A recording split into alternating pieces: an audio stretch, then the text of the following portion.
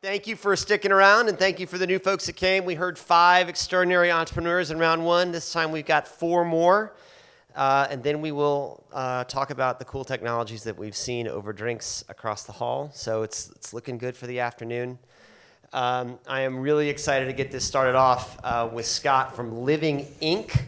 You didn't know that ink could live, but he's going to tell you how and why it's important to climate change. Come on up.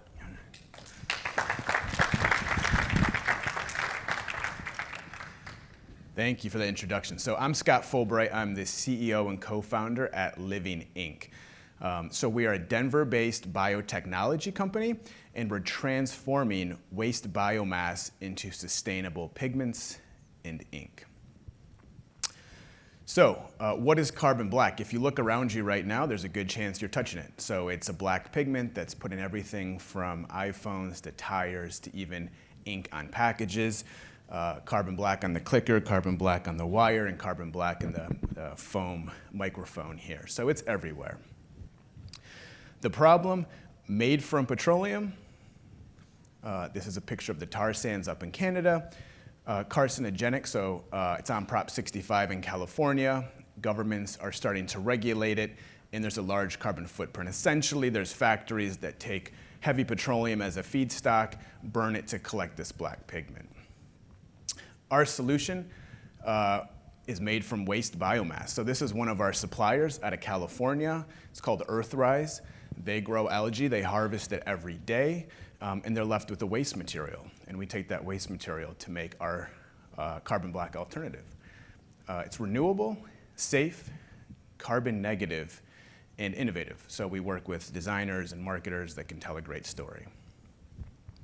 So our solution, the process, there's a big industry out there that uses microbes like bacteria, yeast, algae to grow various products. So everything from fragrances to antibiotics, even beer is made from yeast, right? The yeast is spent and it goes somewhere. So what we do is we don't grow our own biomass. We actually work with these suppliers, and we take their waste material and we put it through our patent pending process, which is a thermal treatment. And then we can do these purification steps to make different grades of this carbon black.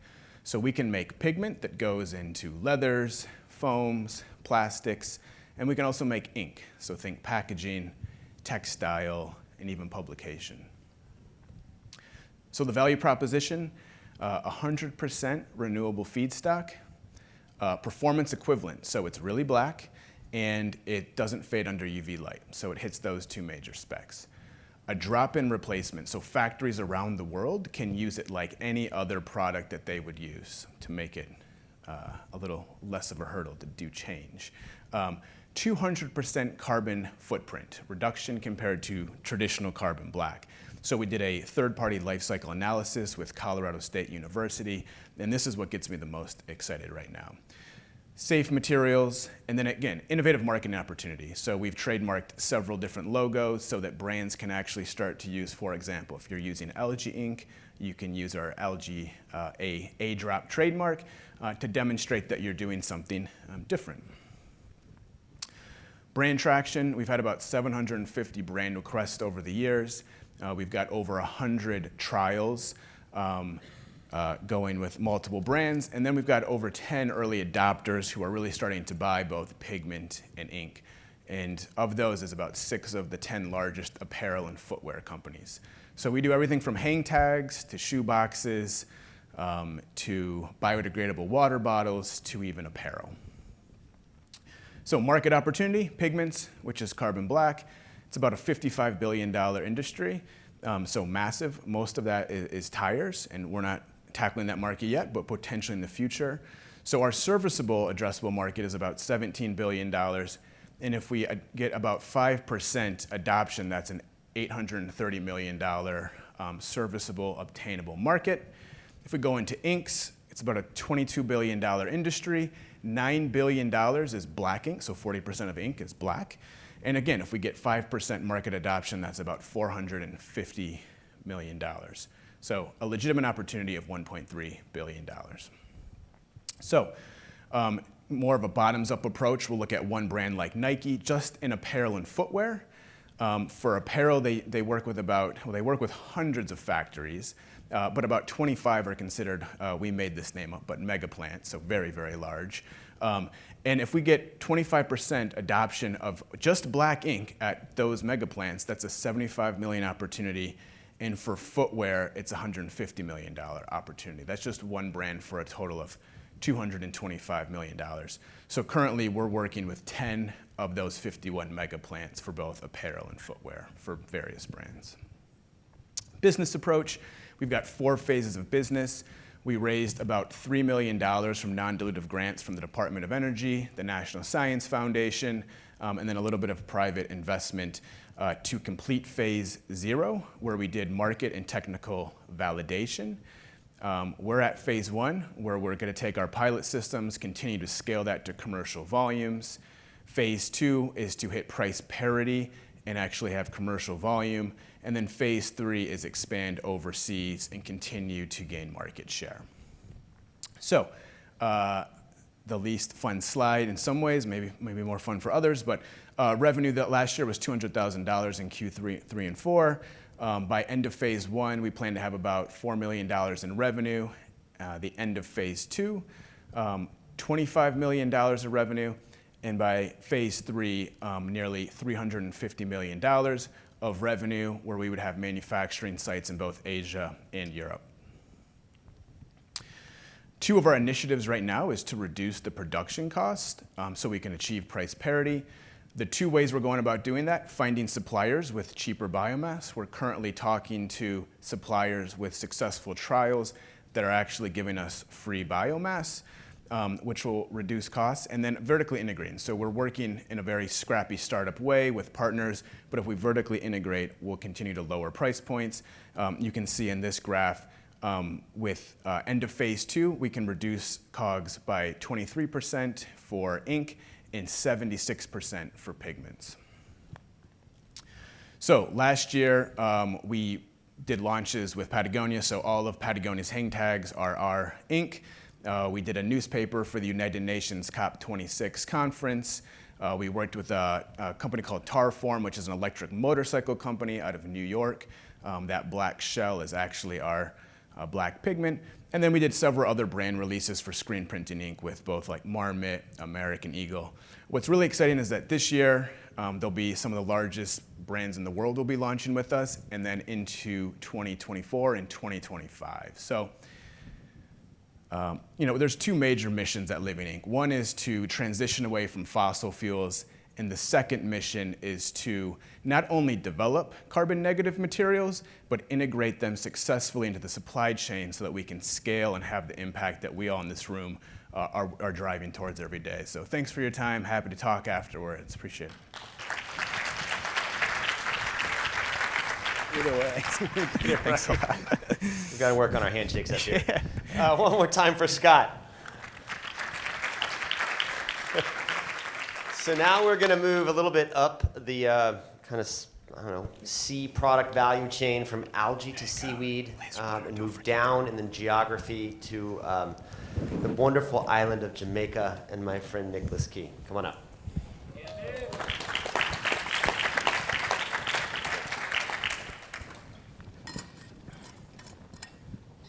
Okay. Hi, everyone. I'm Nicholas Kee, co-founder and CEO of Kee Farms. And as Randall mentioned, I'm from Jamaica, an island where we're extremely vulnerable to a lot of the climate change effects that have been happening over the past few decades. We also suffer from decently high crime and poverty rates, mainly because of lack of opportunities. And so now I'm here to tell you about why seaweed can possibly be the solution. Okay, so you can find this seaweed in basically everything, from your medical pills and to beauty products, to even toothpaste, and even in your food and drinks. And that's essentially why it contributes to about $15 billion US in market value as of last year, expected to grow to about $25 billion in the next 6. Okay, and this is an extremely huge, important climate solution, mainly because seaweed in and of itself sequesters and captures carbon dioxide 20 times more efficiently than trees. It also adds a whole lot of biodiversity and helps restore the oceanic ecosystems. And it does remove some of the nitrogen runoff that we often see from our farmlands. So this is where we are today. We essentially want to leverage the power of seaweed to help grow an economy, to provide different opportunities, and to help save the planet. Real quick though, this is what things actually look like today. This is our bay for our pilot. This is what some of the apparatuses look like. And this purple thing, even though it doesn't seem that way, it's extremely, extremely delicious. This is the this is the Gracilaria seaweed. It's one of the species that we grow out there. And so this is our vision, our near-term vision. We essentially want to migrate to a bigger plot of land where we can expand our operations all the way over to 100 acres of seafront. This is actually where we're eyeing in Jamaica right now. It's pretty amazing. And with that, we also want to train a whole lot of fisherfolk community members to do the same things that we're doing, to start their own ocean farm operations and to help amplify a lot of the impacts that we are doing today. And thirdly, we essentially want to automate a lot of our processes to increase our yield exponentially by introducing industrial equipment. And as you would have imagined, our revenue streams heavily depend on the sale of our raw seaweed, the development and development of different byproducts to then bring to market, and of course, lastly, the rewards that would have been accrued from our operations in the form of carbon credits. Okay, so we just put it bluntly, we're essentially better because of where we're located. We have some of the highest yielding extracts of agar the world has ever seen because of the type of seaweed that we're able to grow in the Caribbean region. And we're able to amplify and increase the yield 10 or even 20-fold because of the network we're able to establish with the existing fisherfolk communities. And this is our traction thus far.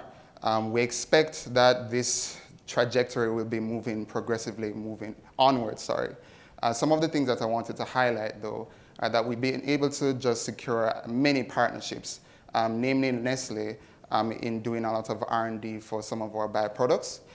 We've been able to lock in an exclusive agreement with the government to develop policies so that so that what we're doing can be officially scaled outward so that fishermen can be protected. And we've been able to raise some money, and we also have a patent pending that we're basically working on to help develop carbon, activated carbon, to help filter a lot of waterways. Okay, so this is our trajectory right now. Our success really depends on the completion of our pilot, and of course the scaling and expansion of our operations to the same plot of land that I had mentioned earlier, where we can do experiments beyond our wildest dreams. And just to note, essentially we can be profitable with just 2 acres of ocean front available. And so this is what we want to head for, or this is what we're pushing. Triple bottom line impact. Okay? This looks like increasing job opportunities for thousands of Jamaicans. This also looks like sequestering thousands of carbon tons over the next few years. And it also looks like solidifying a new economic driver to help push Jamaica forward. And this is a wonderful team. On the team, we have experts in tech, business, marine biology, and environmental science, with, of course, the support of our wonderful advisors and partners. One of them is actually here today in the audience, Daniel from Seaweed. And along with Daniel are our other advisors who are experts in their own field. Actually, Tom, you might see here, he actually established the study of marine biology for the Caribbean. And so he's helping us along the core path. Okay, and so if you're definitely interested in talking to me further, please meet with me. We're definitely doing a fundraising round right now. And aside from that, please come to Jamaica, try out our seaweed. I'll show you around, and let's continue the conversation later. Thank you.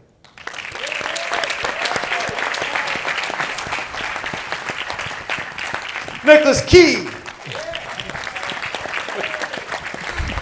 So now we're going to move from the sunny shores of Montego Bay to the Bay Area, from the ocean to some apartment complexes to try to solve one of the biggest problems that we face as we try to electrify our grid and make sure that we have electric transportation.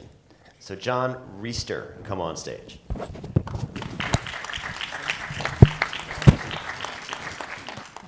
All right, thanks very much. I am John Reister from GoPowerEV. This is actually my fourth startup in the last 20 years, so 2 IPOs and a sale to private equity. I'm really excited to be working on tackling the problems of climate change.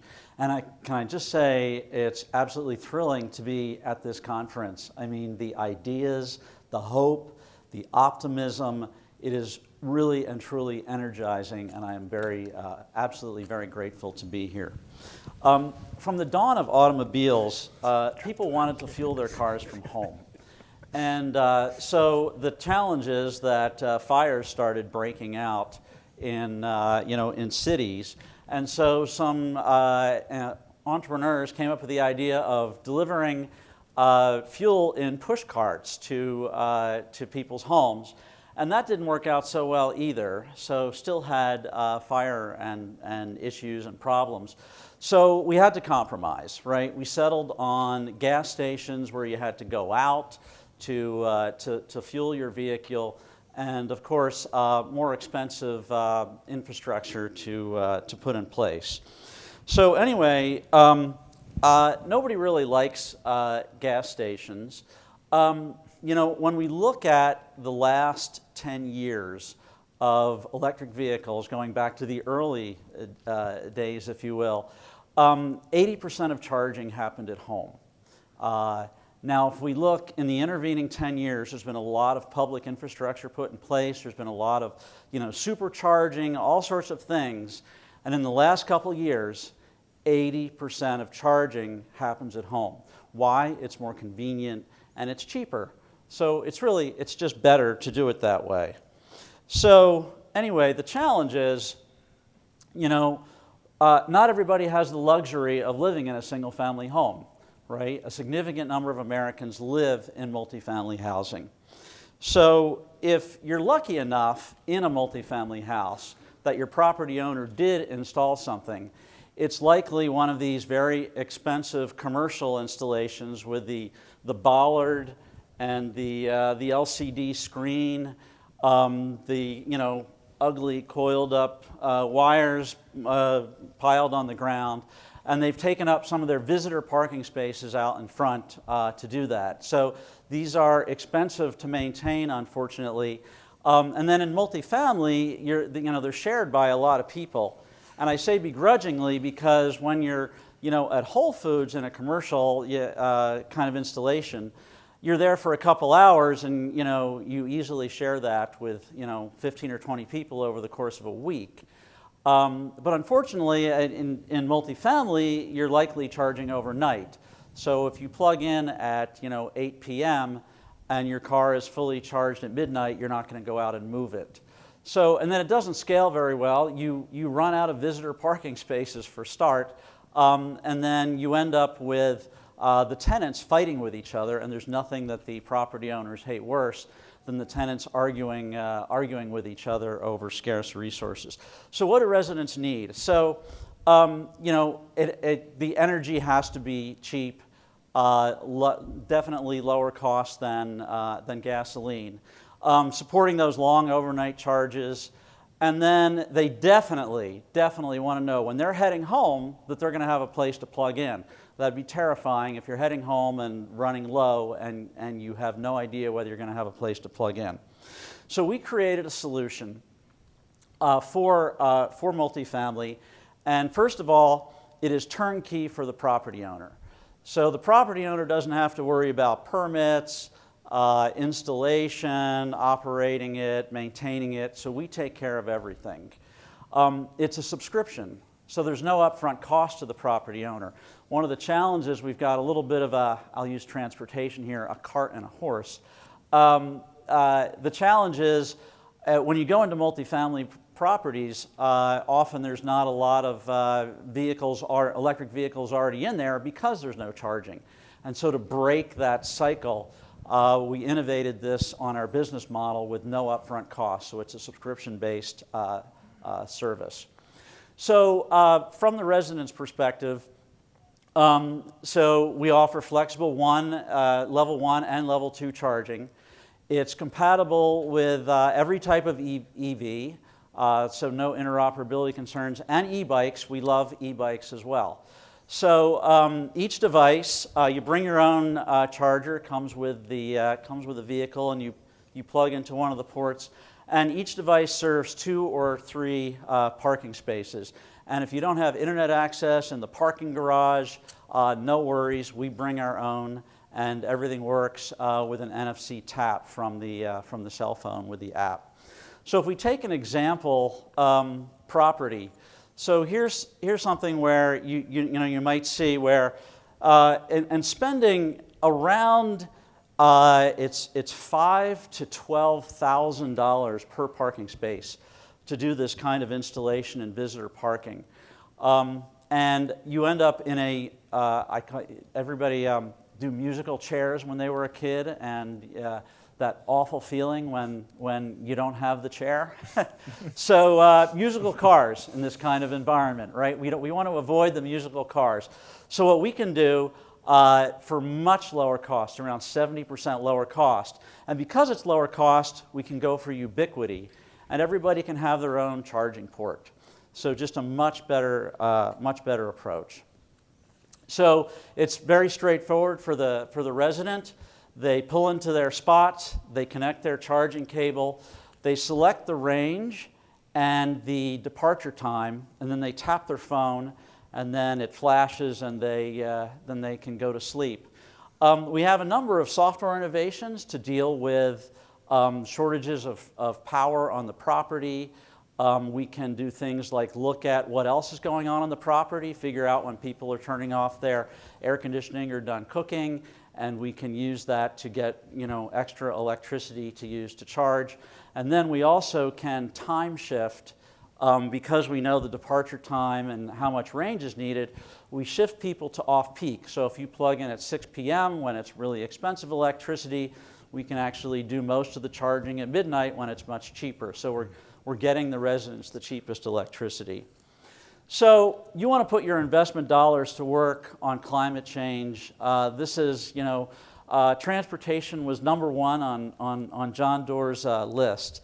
The transportation sector is the largest contributor to greenhouse gas emissions, and if we can convert a multifamily owner to electric vehicle, the savings there is over 100,000 pounds of carbon over the life of that vehicle. So the opportunity is very significant, growing at around 35% per year to over $100 billion in 2027. And if we look at the subset that applies to multifamily, there's 22 million projected to be there, 22 million total EVs projected by 2030, which is 9 million in multifamily. And so they're going to need a place to charge. So we make our money. Our primary customer is the property owner. So we make our money by selling to the property owner and collecting subscription fees from them. They get parking fees from their tenants and high occupancy and very loyal tenants. We are installing our first properties now. I actually brought a unit. I'm not going to go and pick it up, but if you come find me, I'm happy to show it to you and some of the innovations we have around it. And we are hiring right now, and we are Just had our initial close of our seed round and definitely looking to fill it out. You know, I really think looking to the future that I didn't mention electric vehicles are much cheaper to operate. You save between $1,500 and $2,000 a year by operating an electric vehicle. And we really believe that it is unfair to deny the ability to take advantage of that benefit to anybody. We think everybody should be able to participate in that future. So we're hiring and fundraising. I have a unit to show you and would love to talk to you at the reception. So thank you very much.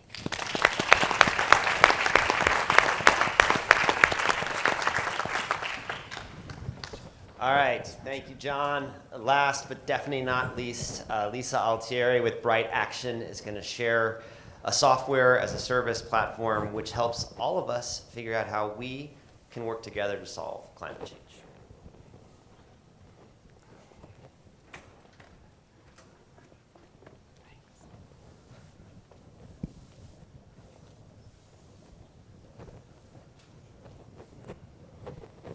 Hi everyone, I'm Lisa Altieri, the CEO and founder of BrightAction.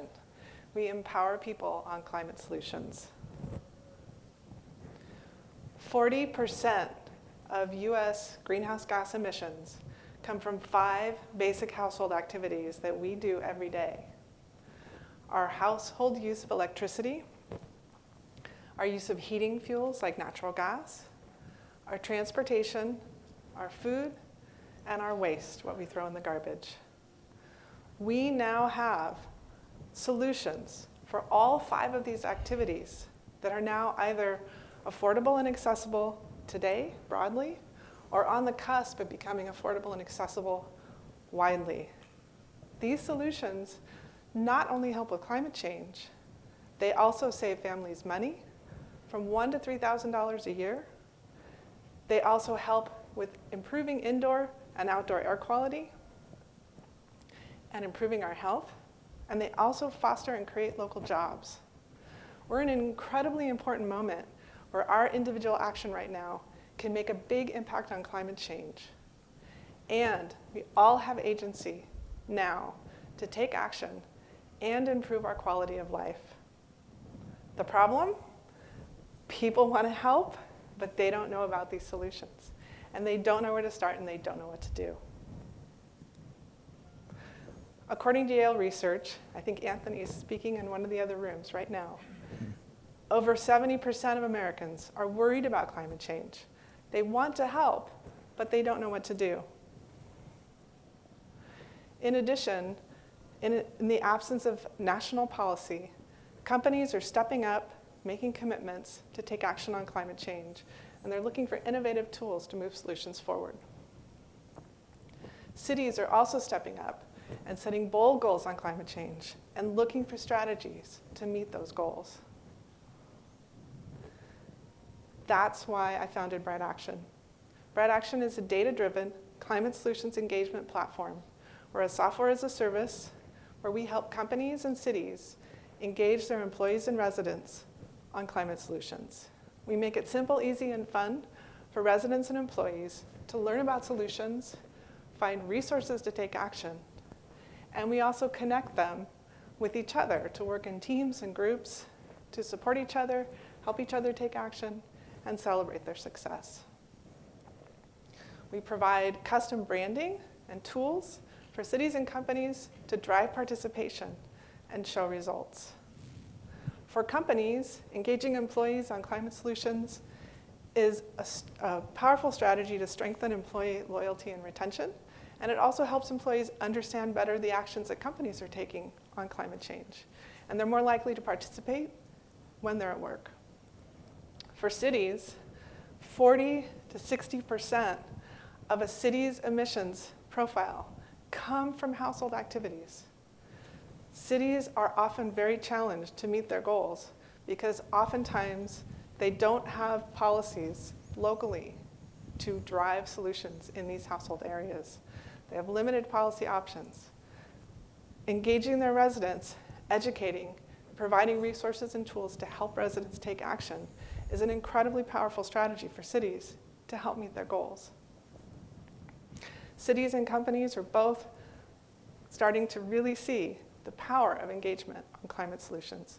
And they're looking for effective, cost-effective, data-driven platforms and programs to run engagement. So what makes us unique? Well, we're actually entering as one of the leaders in this new market. And one of the things that stands out for us is our analytics. We have the most robust household carbon calculator, and we provide personalized estimates for users on both the impact and the savings opportunities for each action. We help them create a personalized pathway to go carbon free. I'm a total data geek. This was really important to me. If we were going to help connect people to actions, we wanted to make sure that we could help them with really good data to make decisions about what actions to take and when to take them. I've created a number and designed a number of custom strategic data reporting and data modeling programs for CEOs and CFOs in Silicon Valley. And so I think in terms of strategic data points and what data is going to really help someone make a good decision. The other thing that helps us stand out is our engagement. We create communities of action. We create custom branded platforms and custom engagement strategies that reflect the culture and the goals for each of our customers. And we also track progress at the team and group and community level so they can celebrate success and talk about what they're doing. And we're designed for user success. We make it simple, easy, and fun for users to learn about solutions, find resources, and take action. And these are resources that the cities and the companies can also help to bring in to help users take action. And we're also going to be adding soon our affiliate product marketplace, where we're going to connect users with the products and services that they need to take action. So you may see some of the companies that are pitching today show up on our marketplace for users. Our traction. We have over 30 customers, large key customers, coming out of pilot with no marketing. All of these customers are renewing and expanding their programs. Our business model is software as a service. Our average revenue per customer per year is $10,000. And that is a proven product market fit and price. And then we also have an estimate of $2 per year per customer for our affiliate product. And the total market for the SaaS product alone is over $1 billion globally, $1 billion in the US and over $4 billion globally. Our goal in the next near term, 3 to 4 years, is 2,000 customers, which would return an annual revenue of $70 million per year in both SaaS and affiliate product marketing commissions. Our go-to-market, right now, this is our goal. We're ready to scale, and we're just bringing in our sales and marketing. We're focusing on demand generation marketing and brand awareness. Our key buyer and our champion with companies is the sustainability, social impact, or HR manager. Our networks, we have advisors that have deep networks in both the company and city markets. And we're pursuing industry networks and channel partnerships, including a recent channel partnership that we just closed with a leading employee engagement platform called Deed. This is our awesome team. So my background is a unique combination of business strategy and management, data analytics and modeling, and also community organizing. I was a volunteer regional field organizer for the Obama campaign in 2012, and I organized from the ground up over 5,000 volunteers in under 18 months for one of the most successful regions in both California and the US. Justin is a serial entrepreneur who has been responsible for designing and building a number of software products for companies that have had successful exits. Heather is an engineer who's now moved into sales and is very excited about working with climate change.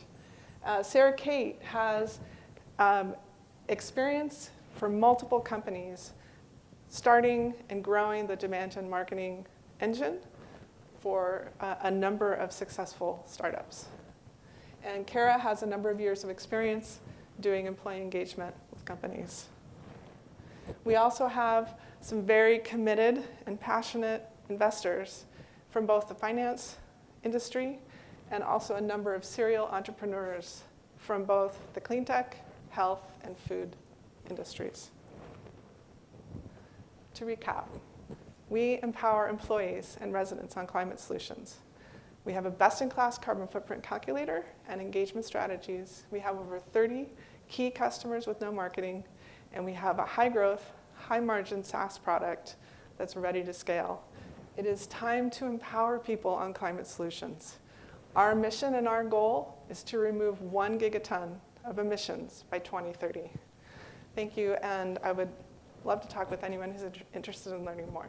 Thanks.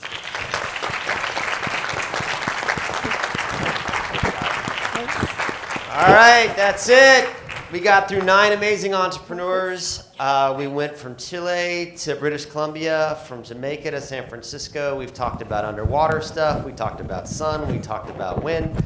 We talked about software as a service that could actually empower each and every one of us. So I hope that this was enlightening, it was inspiring, and that it made you want to learn more about these entrepreneurs and similar solutions. Thank you all very, very much for coming to the session. I am now pleased to announce that the reception is open just outside of those doors. Thanks very much.